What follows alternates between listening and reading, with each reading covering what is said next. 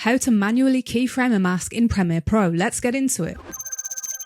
Begin by selecting your clip, then come over to the Object Mask tool and select the mask that you want to use. In this example, we're going to go for a circle.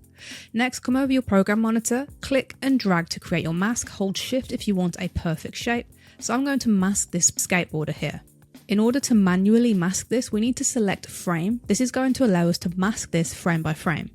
Next, come up into Effect Controls, and here we can see that it's created that initial keyframe for us. Next, you need to move your playhead across a few frames, and then move your mask to correspond with the movement of your subject. You may also need to adjust the sizing of your mask like I need to right here. Next, keep moving your playhead through your footage, making sure that your mask tracks the object or subject that you want to mask. And when you're finished, you'll be able to cycle through your footage and see the mask is tracking your subject. You can then utilize this mask in any effect that you want to. For this example, I'll just drag it into opacity so that we can see the changes that have been made.